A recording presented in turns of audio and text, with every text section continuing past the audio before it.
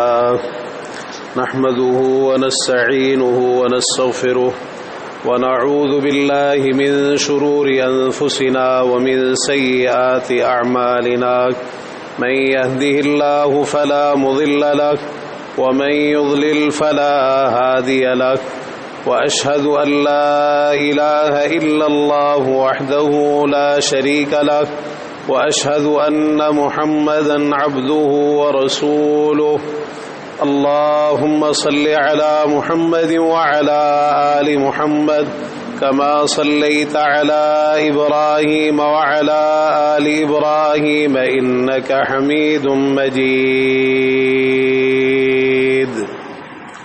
اللهم بارك على محمد وعلى آل محمد كما باركت على إبراهيم وعلى آل إبراهيم إنك حميد مجيد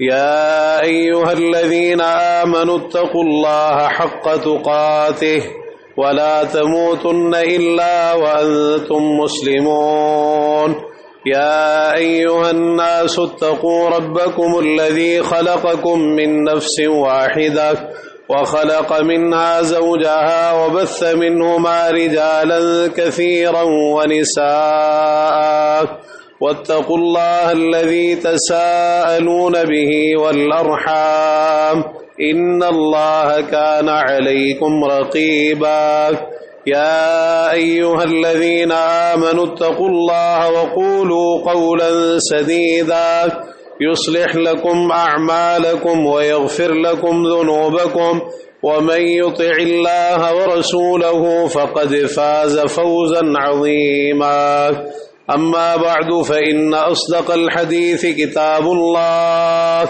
وأحسن الهدي هدي محمد صلى الله تعالى عليه وآله وسلم وشر الأمور محدثاتها وكل محدثة بدعة وكل بدعة ضلالة وكل ضلالة في النار ألا لا إيمان لمن لا أمانة له ولا دين لمن لا عهد له سبحانك لا علم لنا إلا ما علمتنا إنك أنت العليم الحكيم رب اشرح لي صدري ويسر لي أمري واحلل عقدة من لساني يفقه قولي رب زدني علما أعوذ بالله السميع العليم من الشيطان الرجيم من همزه ونفخه ونفثه فاعلم أنه لا إله إلا الله واستغفر لذنبك وللمؤمنين والمؤمنات والله يعلم متقلبكم ومثواكم. ہر قسم کی تحمیدات، تسبیحات، تقدیسات، تمجیدات، تحلیلات، تکبیرات اور عبادات کے لائق صرف اور صرف اللہ وحدہ لا شریک، احکم الحاکمین، ارحم الراحمین، احسن الخالقین، ذو الجلال والاکرام ہے. وہی ہم سب کا خالق، مالک، رازق، حاجت روا، مشکل کشا، داتا، گنج بخش، دستگیر، غوث اعظم، غریب نواز، لجپال، بگڑیاں بنانے والا، اولاد دینے والا، نفع و نقصان کا اختیار رکھنے والا اور زمین و آسمان کا یہ سارا نظام اکیلے ہی چلانے والا ہے. درود و سلام و امام الانبیاء والمرسلین، سید الاولین والآخرین، شفیع المذنبین، رحمت للعالمین، ہم سب کے رہبر و رہنما، مقتدی و پیشوا، امام اعظم، قائد اعظم، رہبر اعظم جناب محمد الرسول اللہ صلی اللہ تعالی علیہ وآلہ وسلم کی ذات گرامی پر کہ جنہیں اللہ رب العزت نے میرے اور آپ کے لیے قیامت تک آنے والے انسانوں کے لیے اسوہ حسنہ بہترین نمونہ بنا کر مبعوث فرمایا اور اپنی محبت، رحمت، مغفرت، جنت اور ہدایت کو آپ کی اتباع اور پیروی کے ساتھ لازم کر دیا ہے۔ عزیز بھائیوں، بزرگوں، نوجوان ساتھیوں، قابل احترام دینی ماؤں اور بہنوں، ہم نئے اسلامی سال میں داخل ہو چکے ہیں۔ محرم الحرام کا یہ مہینہ حرمت والا ایک مہینہ ہے، اور اس کا نام ہی اس کی حرمت کی تاکید کے پیش نظر رکھا گیا ہے، محرم الحرام۔ حرمت والے مہینے اس کے علاوہ اور بھی ہیں، ذوالقعدہ، ذوالحجہ، رجب، لیکن یہ جو محرم ہے، ان چاروں حرمت والے مہینوں میں اس کی حرمت کی تاکید بہت زیادہ ہے۔ اور پھر اسی مہینے سے اسلامی سال کا آغاز ہوتا ہے۔ بہت زیادہ اسباق اور بہت زیادہ حکمتیں ہیں اور بہت زیادہ نصیحتیں ہیں اس محرم الحرام کے مہینے کے تعلق سے، جن کا خلاصہ یہ ہے کہ انسان اس چیز کا خیال رکھے کہ اللہ نے جن جن چیزوں کو حرام قرار دیا ہے، حرمت والا ٹھہرایا ہے، ہر وہ قول اور فعل جس کے کرنے کو اللہ نے حرام قرار دیا ہے، اس سے دور رہا جائے، اس سے باز رہا جائے، اپنے آپ کو اس سے دور رکھا جائے۔ عزیز بھائیوں، ہم پر اللہ تعالیٰ کے بہت سارے انعامات اور احسانات ہیں، اس قدر زیادہ کہ ان کو شمار نہیں کیا جا سکتا اور نہ ان کی گنتی کی جا سکتی ہے۔ وَإِن تَعُدُّوا نِعْمَةَ اللَّهِ لَا تُحْصُوهَا، اللہ کی نعمتوں کو اگر تم شمار کرنا چاہو تو انہیں شمار نہیں کر سکتے۔ قرآن مجید میں 2 مقامات پر اللہ تعالیٰ نے ان الفاظ کو دہرایا تاکہ انسان کو اللہ تعالیٰ کے ان انعامات اور اکرامات کے حوالے سے کچھ احساس ہو اور اس کو پتہ چلے، وہ اللہ کی نعمتوں میں غور و فکر کرے۔ انہی بڑی بڑی نعمتوں میں ایک نعمت جو اللہ تعالیٰ نے ہمیں عطا فرمائی، یہ وطن عزیز ملک پاکستان ہے جو اللہ تعالیٰ نے ہمیں عطا فرمایا ہے۔ بلا شبہ یہ اللہ تعالیٰ کی ایک بڑی عظیم نعمت ہے، اس پر اللہ تعالیٰ کا جتنا بھی شکر ادا کیا جائے کم ہے۔ میں نے اور آپ نے یہ دیکھنا ہے بڑے اختصار اور بڑے خلاصے کے ساتھ کہ یہ جو ملک پاکستان اور وطن عزیز اللہ تعالیٰ نے ہمیں عطا فرمایا، اس کی اساس اور بنیاد کیا ہے؟ ہم نے اللہ سے کیا وعدے کیے؟ ہمارے آباء و اجداد نے 10 لاکھ سے زائد جو شہادتیں مسلمانوں نے پیش کی، قربانیاں دی، کس بنیاد پر کی؟ اس چیز پر غور و فکر کرنا بہت زیادہ ضروری ہے، اس کو تازہ کرنا ضروری ہے۔ آج کل وقت کے ساتھ ساتھ لوگ ان چیزوں کو بھولتے چلے جا رہے ہیں، حالانکہ یہی اصل چیز ہے اور یہی اساس اور یہ بنیاد۔ یہ بڑے خوبصورت کلمات ہیں اور بڑا خوبصورت نعرہ ہے۔ پاکستان کا مطلب کیا؟ لا الہ الا اللہ، بس یہی کلمہ اصل چیز ہے۔ لا الہ الا اللہ، اللہ کے سوا کوئی معبود برحق نہیں، کوئی عبادت کے لائق نہیں، نہ کسی کو رکوع ہو سکتا ہے، نہ کسی کو سجدہ ہو سکتا ہے، نہ کسی سے دعا کی جا سکتی ہے، نہ کسی سے فریاد کی جا سکتی ہے، نہ کوئی مشکل کشا، نہ کوئی حاجت روا، نہ کوئی نظر و نیاز کے لائق، نہ کوئی اس لائق کہ اس کے نام پر جانور ذبح کیے جائیں، نہ کسی پر توکل ہو سکتا ہے، نہ کسی سے امیدیں وابستہ ہو سکتی ہیں، نہ کسی سے ہر چیز سے بڑھ کر خوف رکھا جا سکتا ہے۔ یہ جتنی بھی چیزیں ہیں یہ صرف اور صرف ایک اکیلے اللہ رب العزت کے لیے ہے۔ بڑا عظیم یہ کلمہ ہے لا الہ الا اللہ۔ بڑا آسان ہے، ہر ایک کی زبان پر ہے، اور اس کا دعویٰ بھی آج ہمیں بہت زیادہ ہے، لیکن ہم اس کلمے کی اہمیت اور عظمت سے اس طرح واقف نہیں ہیں جس طرح ہمیں واقف ہونا چاہیے۔ اللہ تعالیٰ نے قرآن مجید کے اندر اسی کلمے کے تعلق سے ہماری توجہ دلائی، فَوَرَبِّكَ لَنَسْأَلَنَّهُمْ أَجْمَعِينَ عَمَّا كَانُوا يَعْمَلُونَ، آپ کے رب کی قسم ہے ہم ان سب سے ضرور بالضرور سوال کریں گے اس چیز کے متعلق جو یہ عمل کیا کرتے تھے۔ امام بخاری رحمہ اللہ نقل کرتے ہیں، قال عدة من اہل العلم في قوله تعالى فوربك لنسألنهم اجمعين عما كانوا يعملون اي عن قول لا الہ الا اللہ۔ اللہ تعالی نے یہاں اپنی ربوبیت کی قسم کھا کے تاکید در تاکید کے ساتھ جس چیز کے پوچھنے کا ذکر کیا ہے وہ یہ کلمہ لا الہ الا اللہ ہے۔ اللہ نے اس کلمے کے متعلق سوال کرنا ہے، اس کلمے کا اقرار کیا یا نہیں کیا، اس کلمے کی اہمیت کو سمجھا یا نہیں سمجھا، اس کے تقاضوں کو پورا کیا یا نہیں کیا، اس کلمے کے ساتھ وفا کی یا نہیں کی، اس کلمے کی لاج رکھی یا نہیں رکھی۔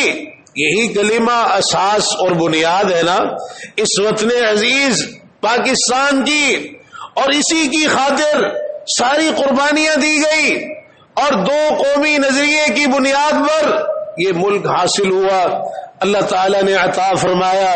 بلا شبہ اللہ تعالیٰ کی بڑی عظیم نعمت ہے، لیکن ایک بہت بڑی ذمہ داری ہے کہ یہ ریاست ایک نظریاتی ریاست ہے، ایک نظریے کی بنیاد پر وجود میں آئی، اور وہ کلمہ لا الہ الا اللہ ہے۔ کیا آج کا مسلمان اس کلمے کی اہمیت سے واقف ہے اور اس کلمے کا اسے کچھ احساس پاس اور لحاظ ہے؟ عزیز بھائیوں، اگر اس کلمے کے فضائل کو ذکر کیا جائے، پیارے پیغمبر جناب محمد رسول اللہ صلی اللہ تعالی علیہ وآلہ وسلم نے مختلف انداز میں اس کلمے کی اہمیت اجاگر فرمائی۔ مقصد یہ ہے کہ ہر اعتبار سے، زبان سے، دل سے، اعضاء اور جوارح کے ساتھ، ظاہری اور باطنی طور پر، خلوت اور جلوت میں، اپنی زندگی کے ہر معاملے میں، عقیدے میں، عبادات میں، معاملات میں، شکل و صورت، لباس، چال ڈھال، وضع قطع، خوشی غمی کے معاملات، ہر چیز میں انسان اپنے اسی ایک کلمے کے ساتھ جڑ جائے، لا الہ الا اللہ محمد رسول اللہ صلی اللہ علیہ وسلم۔ پورے دین کا خلاصہ یہی ایک کلمہ، یہی کلمہ توحید ہے، یہی کلمہ طیبہ ہے۔ الم تر کیف ضرب اللہ مثلا کلمۃ طیبہ، یہی کلمہ تقوی ہے، والزمہم کلمۃ التقوی۔ اللہ تعالی نے مختلف انداز میں اس کلمے کی اہمیت کو اجاگر فرمایا ہے۔ یہی وہ کلمہ ہے جس کے بارے میں فرمایا، قل یا اہل الکتاب تعالوا الی کلمۃ سواء بیننا وبینکم، ایک ایسے کلمے کی طرف آ جاؤ جو ہمارے اور تمہارے درمیان برابر ہے، یعنی کلمہ لا الہ الا اللہ، اس ایک کلمے کی طرف آ جاؤ۔ اللہ نعبد الا اللہ، کہ ہم اللہ کے سوا کسی کی عبادت نہیں کریں گے، ولا نشرک بہ شیئا، اللہ کے ساتھ کسی بھی چیز کو شریک نہیں کریں گے، ولا يتخذ بعضنا بعضا اربابا من دون اللہ، ہم میں سے کوئی دوسرے کو اللہ کے سوا رب نہیں بنائے گا۔ اس کلمے کی اہمیت بیان ہو رہی، اتنا عظیم یہ کلمہ ہے۔ رسول اللہ صلی اللہ علیہ وسلم نے ارشاد فرمایا، مسند احمد کی روایت، سیدنا نوح علیہ السلام کی جب وفات کا وقت آیا تو انہوں نے اپنے بیٹے کو بلایا، ایک روایت میں 2 بیٹوں کا ذکر ہے، ان کو بلایا اور کہنے لگے کہ میں تمہیں وصیت کر کے جا رہا ہوں، میری اس وصیت کو لازم پکڑنا، آمرک باثنتین وانہاک عن اثنتین، 2 باتوں کا حکم دے رہا ہوں، 2 ہی باتوں سے منع کر رہا ہوں۔ جن 2 باتوں کا حکم دیا ان میں سب سے پہلی بات یہ ہے آمرک بلا الہ الا اللہ، میں تمہیں لا الہ الا اللہ کا حکم دے رہا ہوں، اس کلمے سے چمٹ جاؤ، جڑ جاؤ، اس کلمے کو مضبوطی سے تھام لو، لا الہ الا اللہ۔ سیدنا نوح علیہ السلام اول رسول بعثہ اللہ الی اہل الارض، زمین میں شرک پھیلنے کے بعد اللہ تعالیٰ نے سب سے پہلے جس رسول کو مبعوث فرمایا سیدنا نوح علیہ السلام، تو اپنے بیٹے کو وصیت کر رہے ہیں کہ اس کلمہ لا الہ الا اللہ کے ساتھ چمٹ جاؤ، اس کو لازم پکڑ لو، میں تمہیں اس کا حکم دے رہا ہوں، میری یہ وصیت ہے۔ اور پھر اس کے بعد اس کلمے کی اہمیت ان کے سامنے بیان کرتے ہیں، لو ان السماوات السبع والارضین السبع وضعت فی کفۃ ووضعت لا الہ الا اللہ فی کفۃ رجحت بہن لا الہ الا اللہ، اگر ساتوں آسمان ساتوں زمینیں ایک پلڑے میں رکھ دی جائیں، اکیلے لا الہ الا اللہ کو دوسرے پلڑے میں رکھ دیا جائے تو یہ لا الہ الا اللہ ساتوں آسمان اور ساتوں زمینوں پر بھاری ہو جائے گا۔ ایک کلمہ اتنا وزنی، اتنا بھاری، کوئی چیز اس کے مقابلے میں ٹھہر ہی نہیں سکتی، اتنی قوت، اتنی طاقت اس کلمے کے اندر ہے۔ اگر یہ کلمہ موجود ہے نا اور اس کلمے سے وابستگی ہے اور اس کلمے کو مضبوطی سے پکڑ رکھا ہے، پھر کوئی پریشانی والی بات نہیں، نہ دنیا میں، نہ آخرت میں، نہ برزخی زندگی میں، کسی معاملے میں کوئی پریشانی والی بات نہیں۔ اگر انسان نے اس کلمے کو مضبوطی سے پکڑ رکھا ہے تو نوح علیہ السلام اپنے بیٹے کو بتا رہے ہیں، کہتے ہیں کہ لو ان السماوات السبع والارضین السبع کن حلقة مبہمة قسمتہن لا الہ الا اللہ، اگر یہ ساتوں آسمان ساتوں زمینیں ایک مضبوط کڑے کی صورت میں ہو، مضبوط بند کڑے کی صورت میں ہو، لا الہ الا اللہ اس کڑے کو کاٹ کے رکھ دے گا اور توڑ کے رکھ دے گا، اتنی قوت اور اتنی طاقت ہے اس کلمے کے اندر۔ یہی کلمہ نجات ہے۔ رسول اللہ صلی اللہ علیہ وسلم نے فرمایا قیامت کے دن اللہ تعالی میری امت کے ایک شخص کو نجات عطا فرمائے گا سب لوگوں کے سامنے، ان اللہ سیخلص رجلا من امتی علی رؤوس الخلائق یوم القیامہ، تمام مخلوقات جمع ہیں، ان سب کے سامنے اللہ تعالیٰ میری امت کے ایک شخص کو نجات دے گا۔ کس طرح دے گا؟ فینشر علیہ 99 سجلا کل سجل مثل مد البصر، اس کے 99 رجسٹر اس کے سامنے پھیلا کے رکھ دیے جائیں گے، ہر رجسٹر تاحد نگاہ وسیع ہوگا اور وہ سارے کے سارے گناہوں سے بھرے ہوئے ہوں گے۔ اس سے پوچھا جائے گا اتنکر من ھذا شیئا، کیا تو ان میں سے کسی بھی ایک چیز کا انکار کرتا ہے؟ وہ کہے گا لا یا رب، یا اللہ نہیں۔ اللہ تعالیٰ پوچھے گا اظلمک کتبت الحافظون، میں نے جو نگران فرشتے لکھنے والے مقرر کیے تھے کیا انہوں نے تجھ پر ظلم کیا ہے؟ وہ کہے گا لا یا رب، یا اللہ انہوں نے کوئی ظلم نہیں کیا۔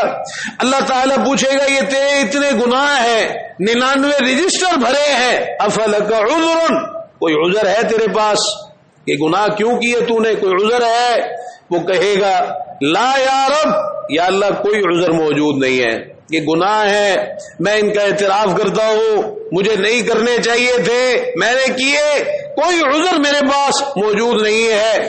اللہ تعالیٰ فرمائے گا احضر وزنک فإنک لا تظلم اليوم، جاؤ اپنے وزن کے پاس حاضر ہو جاؤ، جہاں تمہارا وزن ہوگا تمہارے نامہ اعمال کو تولا جائے گا، وہاں چلے جاؤ، آج تم پر ظلم نہیں کیا جائے گا۔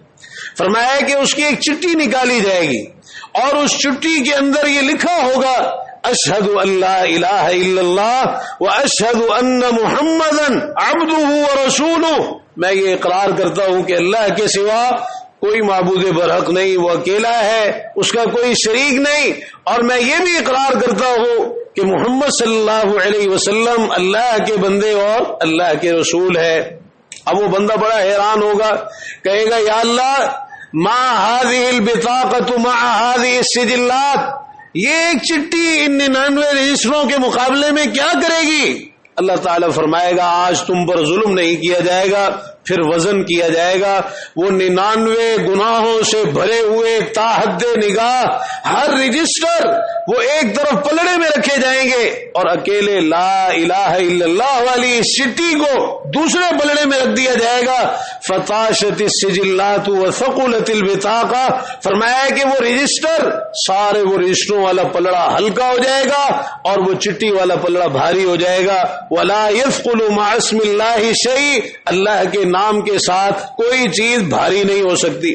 اس کلمہ لا الہ الا اللہ کا کوئی چیز مقابلہ کر ہی نہیں سکتی ہے، اتنا عظیم اور اتنا اعلی فضیلت والا یہ کلمہ ہے۔ رسول اللہ صلی اللہ علیہ وسلم نے فرمایا الایمان بضع و سبعون شعبہ، ایمان کی 70 سے زائد شاخیں ہیں، فافضلها قول لا الہ الا اللہ، ان میں سب سے افضل لا الہ الا اللہ کہنا ہے۔ ایک حدیث کے الفاظ ہیں فارفعها قول لا الہ الا اللہ، ان میں سب سے بلند، سب سے ارفع، سب سے زیادہ اعلیٰ وہ کلمہ لا الہ الا اللہ ہے۔ یہ کلمہ انسان اپنی زبان سے ادا کرتا ہے۔ آپ نے ایک حدیث میں فرمایا افضل الذکر لا الہ الا اللہ، سب سے افضل ترین ذکر وہ یہ کلمہ ہے لا الہ الا اللہ۔ آپ نے فرمایا کل تحلیلۃ صدقہ، ہر دفعہ لا الہ الا اللہ کہنا یہ صدقہ ہے۔ انسان زبان سے لا الہ الا اللہ کہتا ہے، اللہ تعالیٰ اسے صدقے کا ثواب عطا فرماتا ہے۔ یہ کلمہ ادا کرنا یہ صدقہ ہے۔ آپ سے پوچھا گیا، سیدنا ابو ذر رضی اللہ عنہ نے پوچھا امن الحسنات لا الہ الا اللہ، لا الہ الا اللہ زبان سے کہنا کیا یہ نیکیوں میں سے ہے؟ فرمایا بل من افضل الحسنات، تم پوچھتے ہو نیکیوں میں سے ہے، بلکہ افضل ترین نیکیوں میں سے ہے۔ کوئی نیکی اس نیکی کا مقابلہ کر ہی نہیں سکتی جو یہ کلمہ انسان اپنی زبان سے ادا کرتا ہے۔ اتنا عظیم یہ کلمہ ہے۔ رسول اللہ صلی اللہ علیہ وسلم نے فرمایا ما قال عبد لا الہ الا اللہ مخلصا قط الا فتحت له ابواب السماء، جو بندہ بھی اخلاص کے ساتھ مخلص ہو کر جب کبھی بھی لا الہ الا اللہ اپنی زبان سے ادا کرتا ہے تو اس کے لیے آسمان کے دروازے کھول دیے جاتے ہیں، یہاں تک کہ یہ کلمہ اللہ کے عرش تک پہنچ جاتا ہے۔ مجتنب الکبائر، شرط یہ ہے کہ انسان زبان سے یہ کلمہ پڑھنے کے ساتھ ساتھ کبیرہ گناہوں سے بھی اجتناب کرے، اپنے آپ کو کبیرہ گناہوں سے بچائے۔ ایک مومن مسلمان جب اس کلمے کو ادا کرتا ہے اللہ کے ہاں اس کی اتنی اہمیت ہوتی ہے، کسی کو بیماری لاحق ہو جائے، کوئی تکلیف لاحق ہو جائے، کوئی پریشانی لاحق ہو جائے، رسول اللہ صلی اللہ علیہ وسلم نے مشکل اوقات میں، مصیبت، تکلیف، بیماری، پریشانی میں آپ جو کلمات ادا کیا کرتے تھے ان کا آغاز کئی ایسی دعائیں ہیں جو اسی کلمے پر مشتمل ہیں۔ صحیح بخاری کی روایت، آپ کو جب کوئی پریشانی آتی آپ پڑھتے لا الہ الا اللہ العظیم الحلیم، لا الہ الا اللہ رب العرش العظیم، لا الہ الا اللہ رب السماوات ورب الارض ورب العرش الکریم، اسی کلمے پر مبنی یہ دعا ہے۔ بڑے خوبصورت یہ کلمات ہیں۔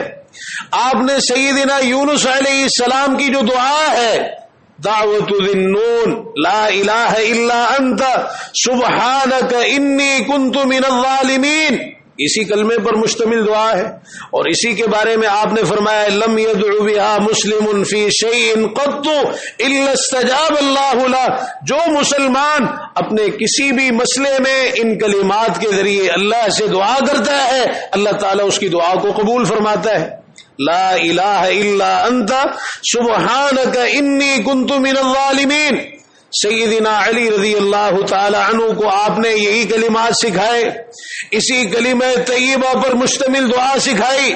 فرماتے ہیں علمنی رسول اللہ صلی اللہ علیہ وسلم اذا نزل بی کرب ان اقول، آپ نے مجھے یہ سکھایا ہے کہ جب بھی پریشانی آئے تو میں یہ کلمات پڑھوں۔ لوگوں نے اس کلمے کی اہمیت کو نہیں سمجھانا، اسی کا نتیجہ ہے کہ پھر اوروں کو پکارنا شروع کر دیا اپنی مشکلات میں، پریشانیوں میں۔ سیدنا علی رضی اللہ تعالی عنہ کو آپ نے تعلیم دی اسی کلمے کی تلقین فرمائی. فرماتے ہیں آپ نے یہ کلمات سکھائے: لا الہ الا اللہ الحلیم الکریم، لا الہ الا اللہ رب العرش العظیم، سبحان اللہ وتبارک اللہ والحمد للہ رب العالمین. آپ نے کلمات مجھے سکھائے کہ جب پریشانی آئے تو میں یہ کلمات پڑھوں. تو جو اس کلمے سے دور ہوئے، جنہوں نے اس کلمے کو سمجھے ہی نہیں، آپ کو کئی ایسے مسلمان نظر آئیں گے جنہوں نے اللہ کو چھوڑ کر غیر اللہ کو پکارنا شروع کر دیا. سیدنا علی رضی اللہ عنہ ہی کو اپنا مشکل کشا بنا لیا. کوئی یا علی مدد کی صدائیں لگا رہا ہے، کوئی یا حسین کی صدائیں لگا رہا ہے، کوئی یا رسول اللہ مدد کی صدائیں لگا رہا ہے، کوئی کسی کو پکار رہا ہے، کوئی کسی کو پکار رہا ہے. حالانکہ یہ کلمہ اتنی عظیم چیز موجود ہے. آپ نے اس کلمے کی تلقین فرمائی: ایک اللہ کو پکارو، اس کلمے کے ذریعے سے پکارو، لا الہ الا اللہ کے ذریعے سے پکارو، اور پھر دیکھو کہ اللہ تعالیٰ کس طرح تمہاری دعائیں قبول فرماتا ہے، تمہاری پریشانیاں، تکلیفیں، مصیبتیں اور بیماریاں دور فرماتا ہے. اس کلمے کے تعلق سے ایک اور حدیث بڑی اہمیت کی حامل ہے. رسول اللہ صلی اللہ علیہ وسلم نے فرمایا: جو بندہ بیمار ہو جائے اور اپنی اس بیماری میں کلمات پڑھے: لا الہ الا اللہ واللہ اکبر، لا الہ الا اللہ وحدہ، لا الہ الا اللہ لہ الملک ولہ الحمد، لا الہ الا اللہ ولا حول ولا قوت الا باللہ. فرمایا: من قالها فی مرضه ثم مات لم تطعمه النار. جو اپنی بیماری میں یہ کلمات پڑھ لیتا ہے، پھر اسی بیماری میں اگر فوت ہو گیا، جہنم کی آگ اسے چکھے گی بھی نہیں. جہنم کی آگ سے محفوظ ہو جائے گا، اللہ تعالیٰ اسے جہنم کی آگ سے بچا لے گا.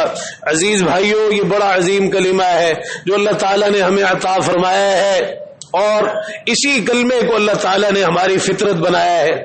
جو بھی پیدا ہونے والا بچہ دنیا کے اندر آتا ہے وہ فطرت اسلام، توحید اور اسی کلمے پر آتا ہے. ما من مولود الا یولد علی الفطرہ فابواہ یہودانہ او ینصرانہ او یمجسانہ. ہر پیدا ہونے والا بچہ فطرت اسلام پر پیدا ہوتا ہے، پھر اس کے ماں باپ کوئی اسے یہودی بنا دیتے ہیں، کوئی عیسائی اور کوئی مجوسی بنا دیتے ہیں. لیکن اللہ نے ہر دنیا میں آنے والے کی فطرت اسی کلمے کو بنایا، کلمہ لا الہ الا اللہ کو بنایا. اسی کلمے کے مطابق انسان زندگی گزارے، حتیٰ کہ جب دنیا سے جانے کا وقت آئے تب بھی آپ نے یہی تلقین فرمائی. انسان کی جو سب سے افضل تیاری ہے نا آخرت کی، وہ یہ کلمہ ہے. سیدنا عمر بن عاص رضی اللہ تعالی عنہ فرماتے ہیں: ان افضل ما نعد شہادت ان لا الہ الا اللہ. عبداللہ بن عمر بن عاص فرمایا کہ سب سے افضل تیاری ہماری جو ہم نے کی ہے وہ یہی ہے کہ اللہ کے سوا کوئی معبود برحق نہیں، اور محمد صلی اللہ علیہ وسلم اللہ کے رسول ہیں. یہ کلمہ ہے، یہ ہماری سب سے افضل تیاری ہے. عمر بن عبدالعزیز رحمہ اللہ، آخری وقت ہے، کہتے مجھے بٹھا دو. بٹھا دیا گیا. اپنے آپ کو مخاطب کرتے ہوئے کہنے لگے، اللہ کو پکارتے ہوئے کہنے لگے: یا اللہ، تو نے مجھے حکم دیا لیکن میں نے تیری بات نہیں مانی. تو نے مجھے مختلف کاموں کا کہا لیکن میں نے تیری نافرمانی کی. مجھ سے غلطیاں ہوئی، کوتاہیاں ہوئی، لیکن ولیکن لا الہ الا اللہ، یا اللہ میں جو بھی ہوں اس کلمے کا اقراری ہوں. میں اس کلمے کا اقرار کرتا ہوں، اس کلمے پر رہ کر زندگی گزاری. یہ عقیدہ توحید یہ میرا سب سے بڑا اثاثہ ہے. تو رسول اللہ صلی اللہ علیہ وسلم نے فرمایا: لقنوا موتاکم لا الہ الا اللہ. اپنے فوت ہو جانے والوں کو جو قریب المرگ ہوں، دنیا سے جا رہے ہوں، فوت ہونے کے قریب ہوں، آخری وقت میں ہوں، آخری گھڑیاں ہوں، ان کو اسی کلمے کی تلقین کرو، لا الہ الا اللہ. اسی کلمے کی تلقین کرو. فإنه من كان آخر کلامه لا الہ الا اللہ دخل الجنہ. جس کی آخری بات لا الہ الا اللہ ہوئی وہ جنت میں داخل ہوگا۔ اللہ تعالیٰ اسی کلمے کو ہماری بھی آخری بات بنا دے، اسی پر ہمارا خاتمہ فرما دے، ہم اس کلمے کو مضبوطی سے تھام لیں، ہر اعتبار سے، دل سے، زبان سے، اپنے اعضاء اور جوارح کے ساتھ اس کلمے کو سمجھیں، اس کے معنی مفہوم کو سمجھیں، اس کے تقاضوں کو پورا کریں۔ یہی اصل چیز ہے جو اللہ تعالیٰ کی طرف سے ہم سے مطلوب ہے۔ اور آج سب سے زیادہ جو کوتاہی اگر ہو رہی ہے، سب سے زیادہ جو بے وفائی ہے اور اس کے جو مختلف اثرات ہم اپنے معاشروں میں، اپنی زندگیوں میں دیکھ رہے ہیں، وہ در حقیقت اسی کلمے کو نہ سمجھنے کی وجہ سے اور اس کلمے کے ساتھ بے وفائی کی وجہ سے ہے۔ اللہ تعالیٰ سمجھنے کی توفیق عطا فرما دے۔ وآخر دعوانا الحمدللہ رب العالمین۔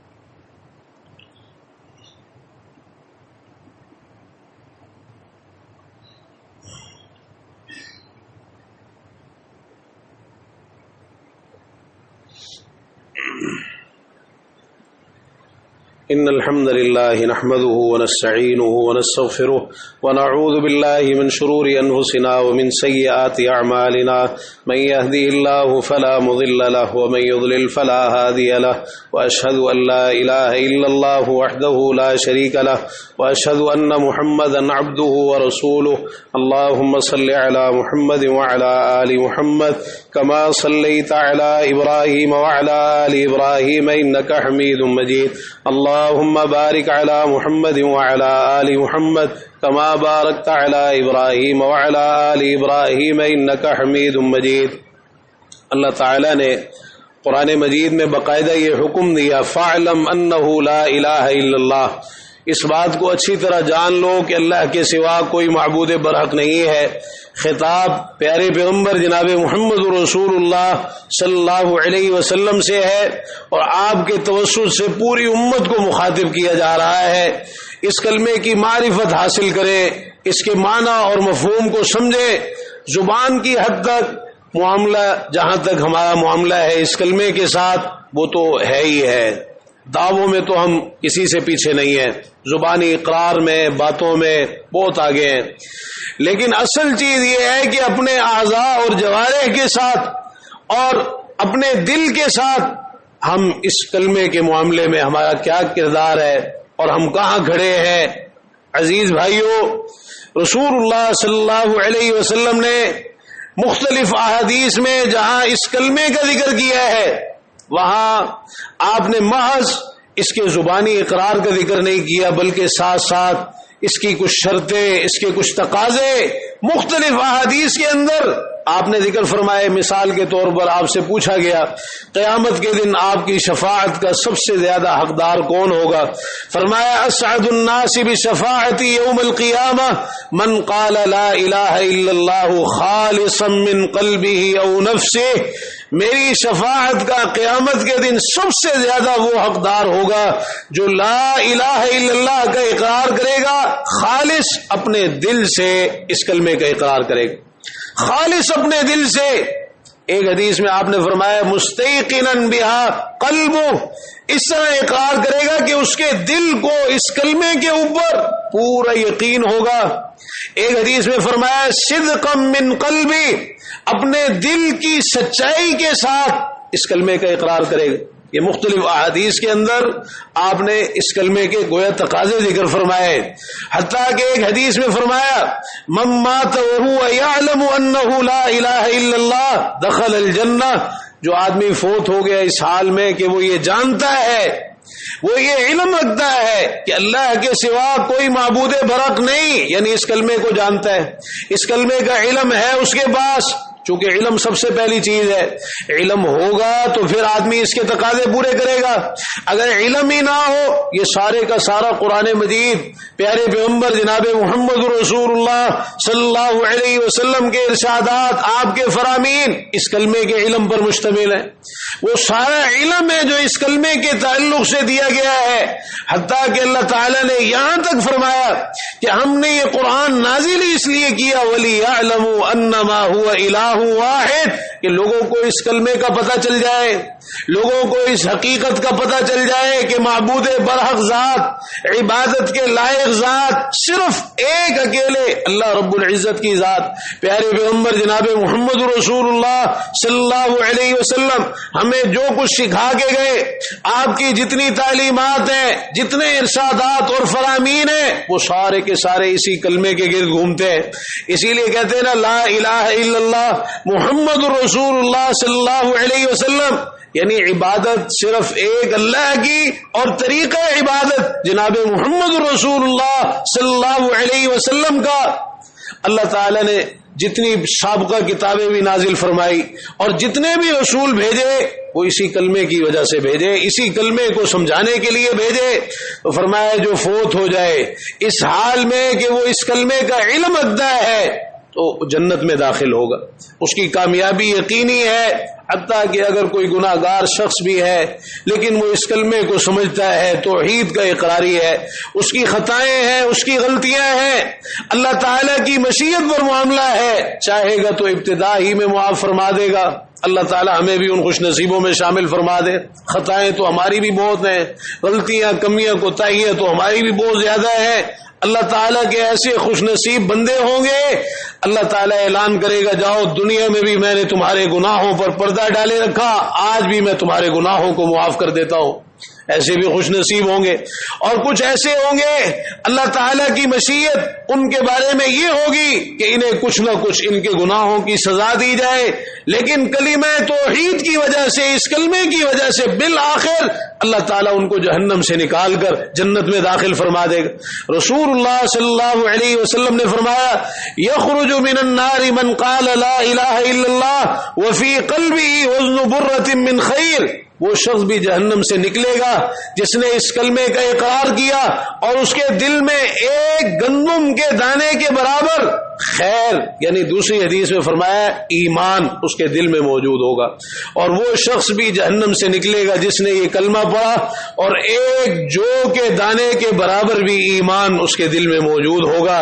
وہ شخص بھی بالآخر جہنم سے نکل آئے گا جس نے اس کلمے کا اقرار کیا اور ایک ذرے کے برابر بھی اس کے دل میں ایمان موجود ہوگا۔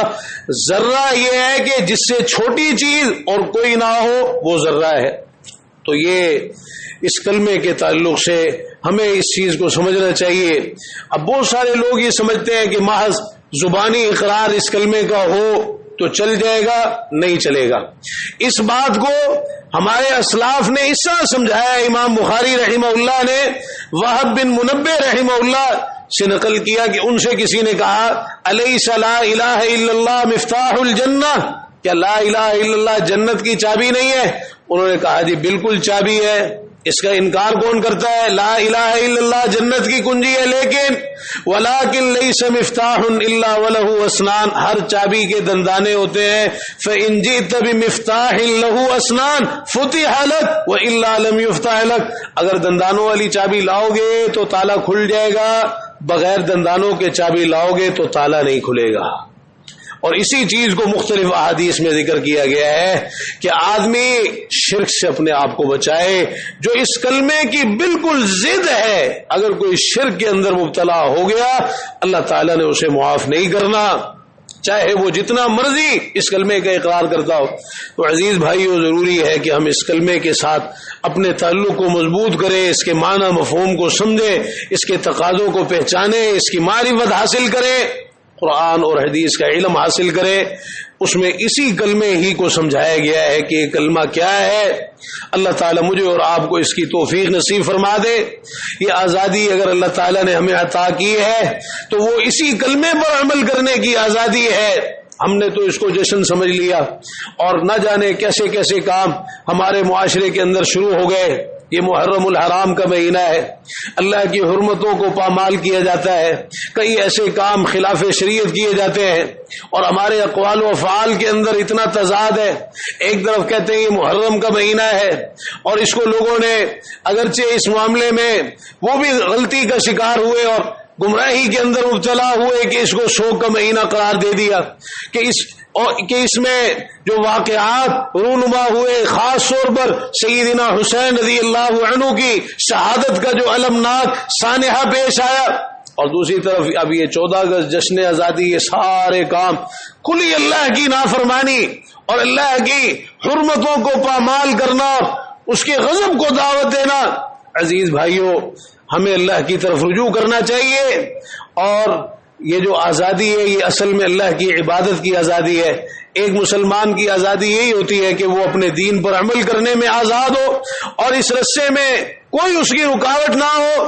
یہاں تو بہت ساری غلامیاں ہیں جن میں ہم جکڑے ہوئے ہیں، کہیں کوئی خواہشات کا غلام بنا ہوا ہے، کوئی اپنی برادریوں کا غلام بنا ہوا ہے، کوئی اکثریت کی غلامی میں مبتلا ہے، کوئی مختلف شخصیتوں کی غلامی کے اندر مبتلا ہے، کوئی کسی غلامی میں، کوئی کسی غلامی میں۔